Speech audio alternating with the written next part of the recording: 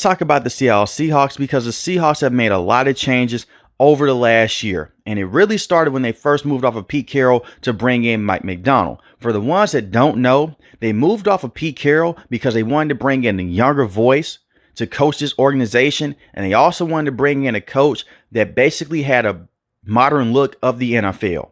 Pete Carroll is not a terrible head coach. I think that he will find a lot of success with the Las Vegas Raiders. But they moved off of Pete Carroll for the fact that he could not stop the run game.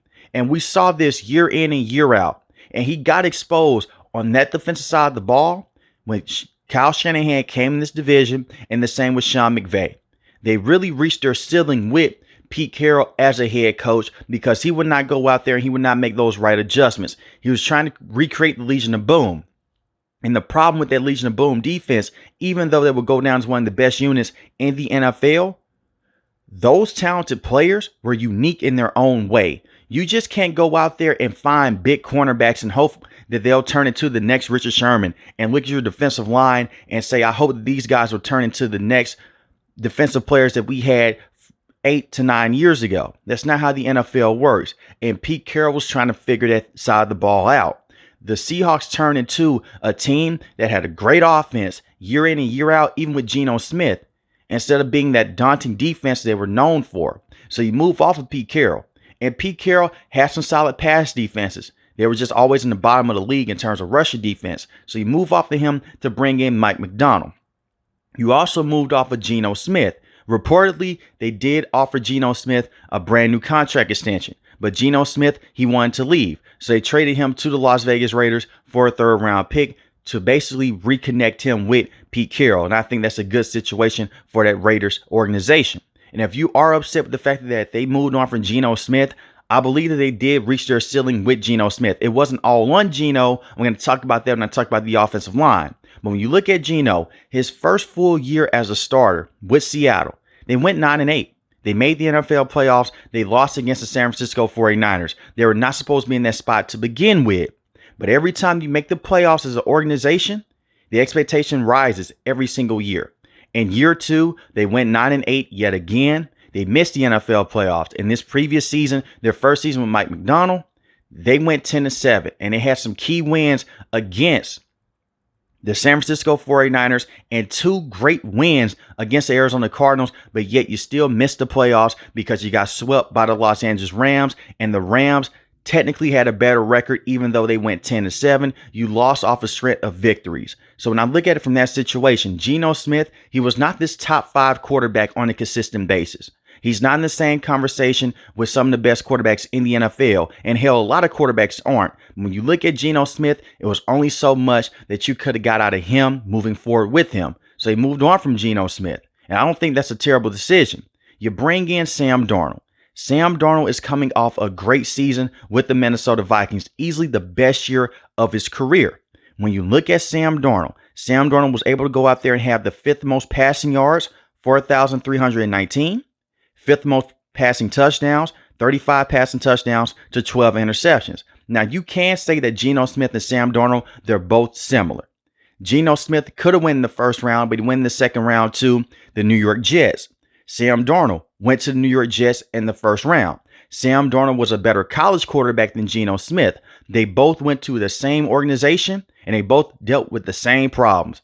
A horrible organization that could not develop young quarterbacks. If you don't believe me, it's a long list of young quarterbacks that go to the New York Jets, and they never pan out.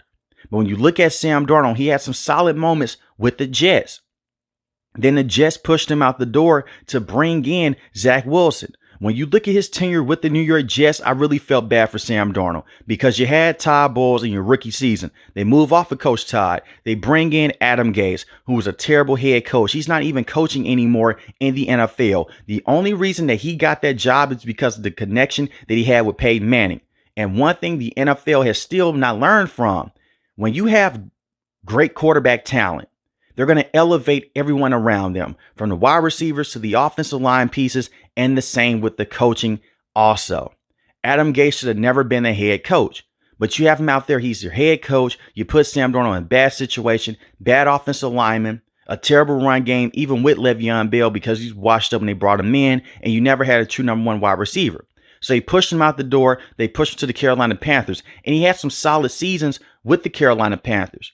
Right before he got injured, they went on a 3-game streak. He got injured because of terrible offensive line play, and he wasn't the same when Christian McCaffrey went down.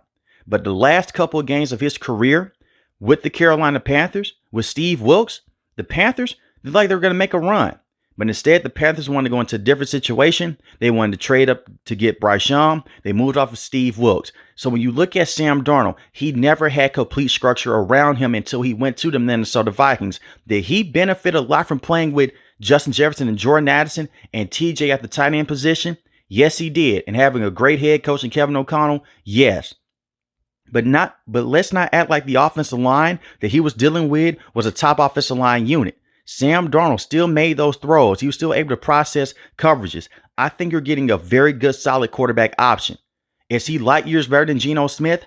I don't know about that, because Geno Smith, the last 3 years of his career, he was a very solid quarterback option for the Seahawks. He has more body of work with him. He's also an older quarterback, and he has more experience to his game than Sam Darnold. I want to see this work out with the Seahawks, but you have a talented quarterback in Sam Darnold. You have to take care of him. Now, this ushers back into the Geno Smith conversation. Geno Smith, his last year with Seattle was 21 passing touchdowns to 15 interceptions. And you may say, good riddance, Geno Smith. You were terrible your last season. You're only looking at the numbers. When you go back and you look at the games, Geno Smith was one of the most pressured and was one of the most hit quarterbacks in the NFL over the last 2 years, because the offensive line has not been right with Seattle. Their offensive line was not even right with Russell Wilson for the last 4 years of his career before they traded him to the Denver Broncos. They have to find the right offensive line talent. Now, Charles Cross, he's a beast. I think that he's one of the better left tackles that you can have in the NFC. This is the problem with Seattle, your right tackle position. Abraham Lucas is a solid player when he's on the field. He's missed a lot of time in the last 2 years dealing with a knee injury. And the one thing that history shows in the NFL, whether you play defensive line or offensive line, when you're dealing with knee injuries, they don't get better.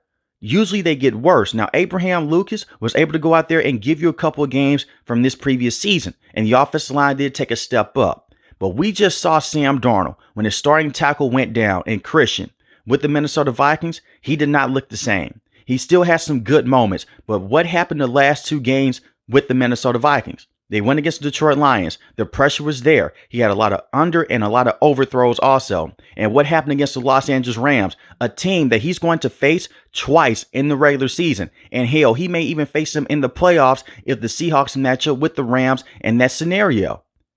He did not look good. Now, in the regular season against the Rams, he looked better. But in the playoffs, he looked completely terrible. He took 9 sacks in that matchup, and he had a fumble that went for 6 also. If the pressure is there on Sam Darnold, he's not going to look good. And we saw this with the New York Jets when he went over there against the New England Patriots, and he went to the sideline, and the mic'd up moment, he said, "I'm seeing ghosts." He does not fare well against consistent pressure. So that's going to come down to the offensive line playing better. You have a lot of weak spots with this offensive line. At the interior guard position, they need to draft some guards to bring in, not just one guard. You need to go with 1 or 2 guards to bring them in, and you need to find a plan at the right tackle position. You can still go into free agency and bring in a veteran option behind Abraham Lucas, but their offensive line problems were so bad just 2 years ago, they had to bring in Jason Peters to start at the tackle position when Abraham Lucas went down. And Charles Cross went down also against the Los Angeles Rams in that matchup. And we saw their offense did not look the same. I don't care if you have the best quarterback of all time behind your offensive line. If the offensive line is not good enough, you're not going to win many football games in the NFL. We just saw this happen with the Chiefs and the Philadelphia Eagles in that Super Bowl. Patrick Mahomes is one of the best quarterbacks in the NFL today, and that constant pressure made him look below average. And when you look at someone like Sam Darnold, you have to get the offensive line right. Don't move on from Abraham Lucas. Don't cut him. Bring him back because he's still a very good player to have. But have a plan behind him just in case he goes down. And when I look at the offensive line, their offensive line has been so inconsistent with injuries and play over the last 3 years. Your run game is taking a major hit. You have Kenneth Walker III, who can be a very good player. He only had 573 rushing yards this previous year. He averaged 3.7 yards a carry, 7 rushing touchdowns. Now, Kenneth Walker III, his body is not meant to have 20 to 25 carries every single game, because he's been dealing with injuries the last 2 years. But that's why you have Zach Charbonnet, who can come in. Now, Zach Charbonnet does not have the explosiveness on a consistent basis that Kenneth Walker III has. But Zach Charbonnet, 4 yards a carry, 8 rushing touchdowns, that's good enough. Run a 2-back system. Have those guys come in and out of the game. And you can have both of those guys in the backfield with Clint Kubiak. So the run game should be better if you're able to take some of those carries off of Kenneth Walker III, because in the NFL playoffs, you're going to need him if you make it that far because of how explosive he is. He's a home run hitter. And we saw when they were running that offense through him for the first three weeks of the regular season, you saw the Seahawks go out there and they went on a 3-game winning streak. The problem was this. You had a terrible offensive coordinator in Ryan Grubb. And you had a terrible offensive coordinator with Shane Waldron in his last year. So hopefully the run game can be better. Not only did they move on from Geno Smith, they also moved on from DK Metcalf, which was a head scratcher. I'm more so inclined in this way. You bring in Sam Darnold. He's a solid quarterback option. I really wish that DK Metcalf would have stayed. But they traded him to the Steelers. He gets paid 5 years, $150 million. I'm personally a huge fan of DK Metcalf. I know that he has his moments to where he doesn't show up in big time moments over and over again. It happens. But when you look at DK Metcalf, he was Mr. Consistent since they drafted him early in the NFL draft many years ago coming out of Ole Miss. I know that he was dealing with a neck injury, but DK Metcalf was phenomenal. And like I mentioned before, he had some terrible offensive coordinators with Shane Waldron and with Ryan Grubb. And the reason why I say Ryan Grubb was a terrible OC, they barely ran the football. Geno Smith was averaging 38 pass attempts a game for the first 7 weeks of the regular season. That's not going to win you many football games. And Ryan Grubb was known at the college level to pass the football at will. You could say that DK Metcalf benefited from it, but he really didn't, because he was dealing with injuries and everyone else was getting a lot of targets, not only just him. When you open up your entire playbook and you play complementary football, that's when you can see DK Metcalf be very special, because he can take the top off the defense and he's one of the biggest wide receivers that you can have moving down the field. But you traded him for a 2nd-round pick. You're now depending on Cooper Kupp and Jackson Smith-Njigba. Now, Jackson Smith-Njigba, he is the number one guy. It's not Cooper Kupp. Smith-Njigba just had 1,130 receiving yards, 6 receiving touchdowns, but he was still not the number one option, even with DK Metcalf missing games. DK Metcalf was the true number one wide receiver. He was getting the double teams. He was getting the special looks. That's why Ryan Grubb was trying to move him around, especially against the New England Patriots early on in the regular season. You saw them move him from the outside to putting him inside the slot. When you look at Jackson Smith-Njigba, he's more so of a slot wide receiver, but he can play the outside position. He was great at The Ohio State University, and I expect for him to continue to be a consistent target with Seattle. But you're bringing in Cooper Kupp. Now, this is not a terrible signing. I think this is a solid signing. It depends on the Cooper Kupp that you're getting. Cooper Kupp was a great wide receiver with the Los Angeles Rams. That season that he had when they won that Super Bowl was terrific. Triple Crown winner. But that's not the Cooper Kupp that you're getting anymore. You're getting a Cooper Kupp that can get you 700 to 800 receiving yards in the year. He's coming off of a season where he only has 710 receiving yards, 6 receiving touchdowns. He could play the outside position, but he's more so of a slot wide receiver. Now, the Seahawks, they got to see him on a consistent basis playing with the Rams. He comes back home to Washington. Hopefully he can work out, but I'm not putting a lot of stock into Cooper Kupp. I think that he's a solid option to have around. He's going to work the intermediate routes and he's going to kill you underneath. But that's the same thing that Jackson Smith-Njigba does. It can work out, but Sam Darnold is known for those big play opportunities down the field. That is what made him stand out with the Minnesota Vikings, the fact that you had Justin Jefferson and Jordan Addison. Now, Jordan Addison is a deep threat, but he's more so of a route technician, just like Jackson Smith-Njigba and Cooper Kupp.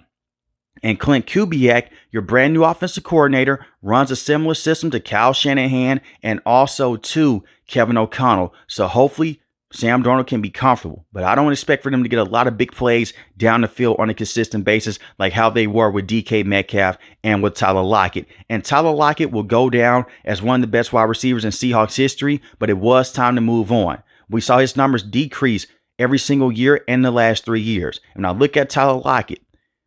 Great player 4 or 5 years ago in terms of going down the field on a consistent basis. They're missing that consistent deep threat right now. Hopefully Marquez Valdez-Scantling can come in and he can be that deep threat. And we saw him beat this throughout his entire career.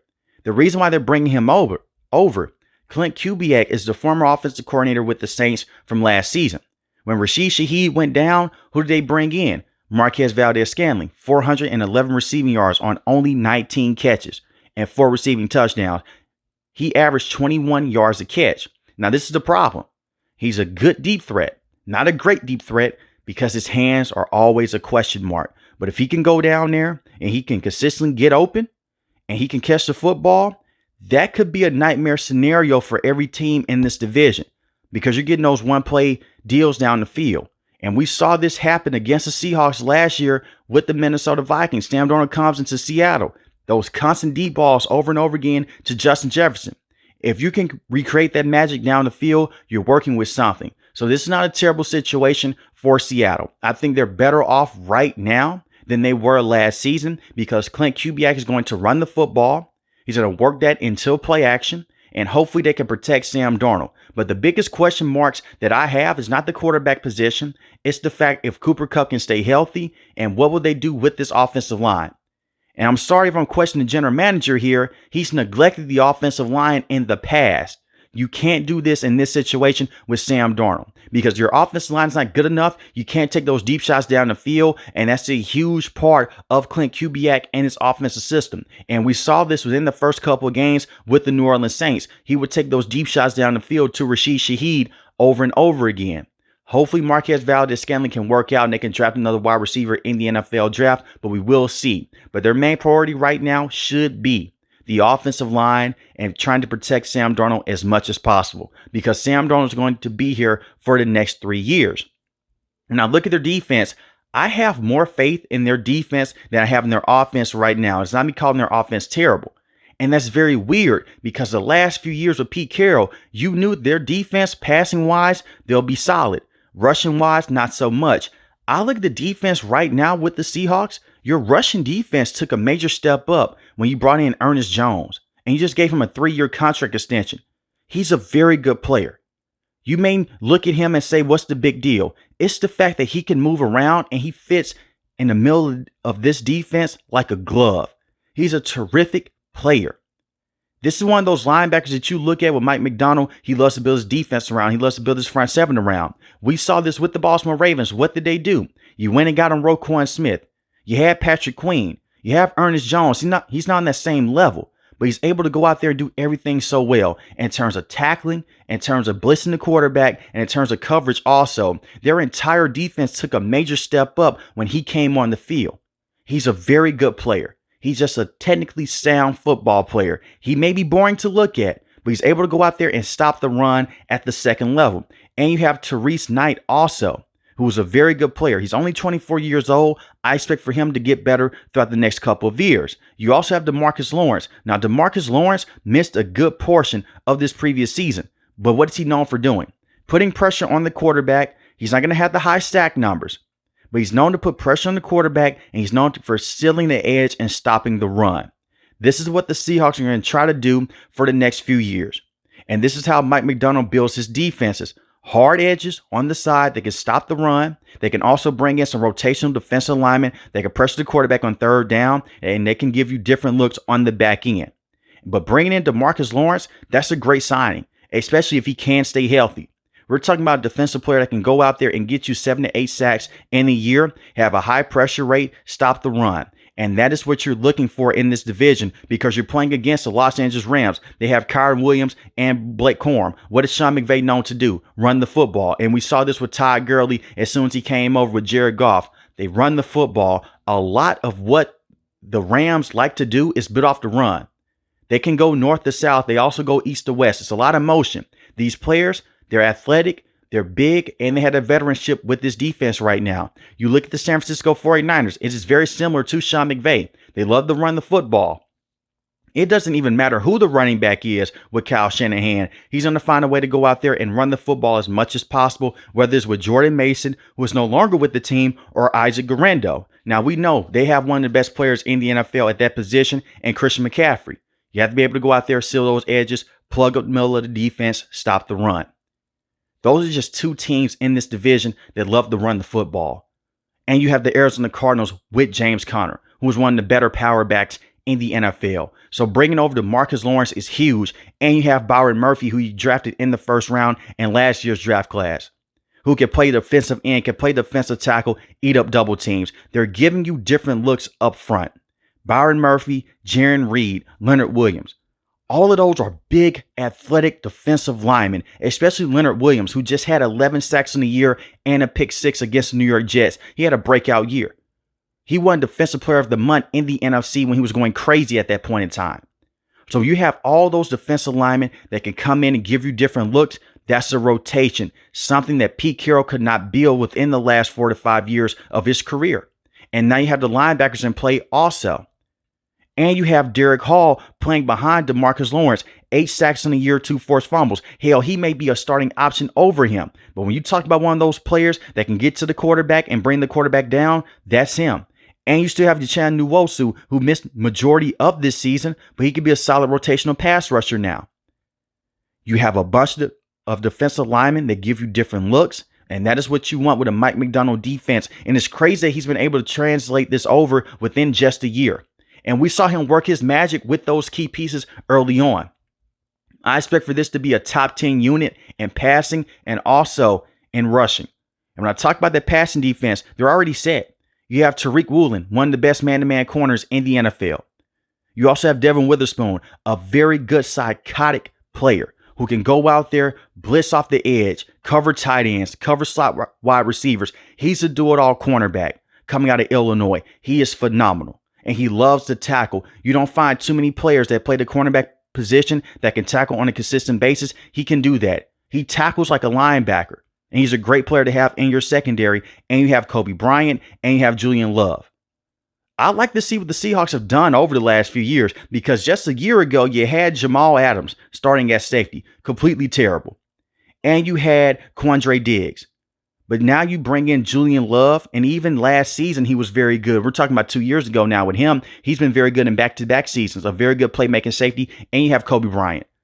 You could bring in another cornerback to play alongside Devin Witherspoon and Tariq Woolen, but I like what you have right now. And you have Boye Mafe, 6 sacks in the season, 1 forced fumble. Let's not forget about him. So the trenches on the defensive side of the ball, they're set. I don't expect for them to draft that much with the defense in the NFL draft, but now you have 2 second-round picks that you can play with, because you traded DK Metcalf to the Steelers. You're gonna miss those veteran players, but it was time to move on.